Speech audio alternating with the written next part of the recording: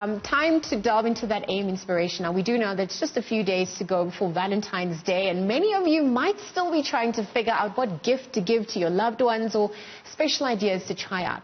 Our food can never be a bad idea, I guess. And this morning, we're going to be chatting all things brunch with South Africa's much-loved and rising culinary star, Chef Izelle Hoffman. As she joins us for some easy and, most importantly, delectable recipe ideas that you can try out for that special somebody come the 14th of February. On that note, Chef Izelle, good morning. Good morning. How are you today? I am fantastic. I don't know how you're doing because this looks like a lot of work went into it. It looks beautiful. The early worm always catches the, There we go. Early bird, and the worm. So Chef Izelle, let's delve into your journey. I mean, how did you find your love and passion for food? And I mean, you've also got your cookbook out before we get there, but how did you find that passion?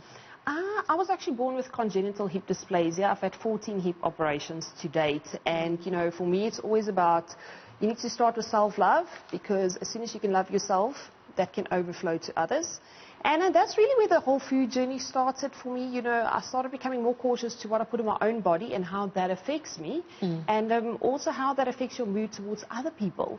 And I just literally fell in love with herbs and spice, and today I'm a lifestyle chef. I mean, I can't say you're lying, because your eyes literally light up when you say that. Yes. Looking at the different influences and flavors that that you use that inspire you, what would you say is your biggest inspiration with that fusion? I specialize in anti-inflammatory cooking. So for me, I always say I start with the right ingredients. When you start with the right ingredients, it doesn't really matter what you decide to make at the end of the day. It's always going to end up being a healthy masterpiece. So when it comes to herbs and spices, I absolutely love paprika. It's a very potent anti-inflammatory. Also beautiful red, which happens to be my favorite color, as well as Valentine's. I mean, also actually in this dish, for the tomato relish, we made use on some smoky paprika. Okay. Often people don't understand there's actually a difference between the sweet and the smoky one. So again, you can create vibrant flavors of food by literally just changing something like a healthy spice. And then of course your cayenne pepper, very also potent anti-inflammatory. I always say a little goes a long way, so you can just add that little bit of spice. Without giving too much of it away. That's in our candied biltong stir fry. So that would ideally replace something like a bacon on your plate. And then, our caramelized onion, peppers, and butternut breakfast quiche. I mean, so often people's trying to sort of go less the meaty way, and this is where this recipe comes in. So if you want to add the protein, go for the biltong.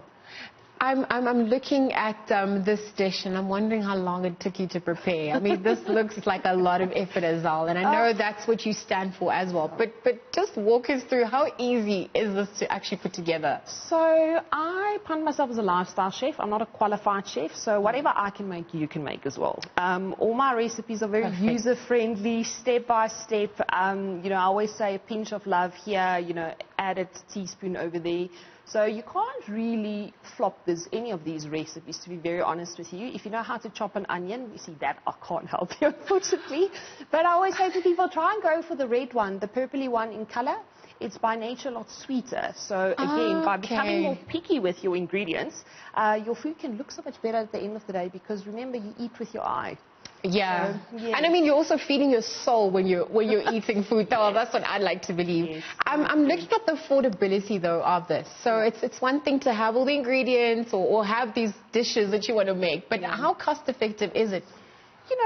I always say you are going to be ending up, spending money. So at the end of the day, where are you going to be spending it? Are you going to be spending it in the vegetable aisle, or in the snack aisle, or in the pharmacy for medication, Wow. So majority, the base of all my recipes is always start with vegetables. Vegetables is usually alkalizing, anti-inflammatory, it's got all the healing benefits that we all need. Your mom didn't just say eat your vegetables growing up as a kid. It is really important, and I do understand a lot of parents struggle with that.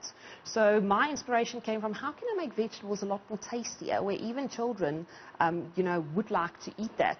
I mean, if you look at the quiche, basically there's butternut, some capsicum peppers that are caramelized with onion and a drizzle of honey in there, and the base is egg.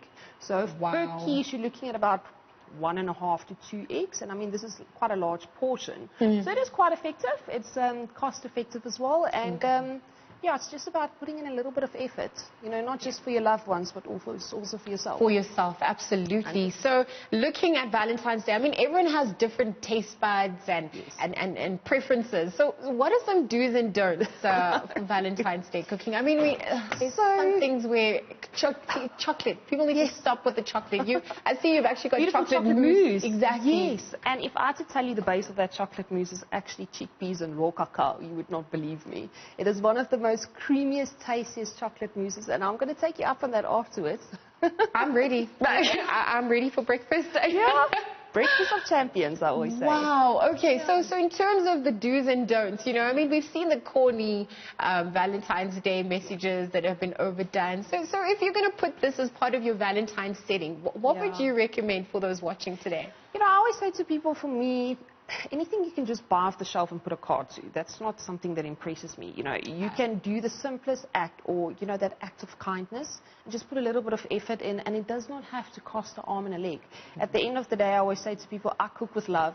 Cooking is really my love language, and if you put good intent into any meal, doesn't matter who you prepare it for, it's going to taste good, and that person's going to appreciate it so much more because you can see the effort.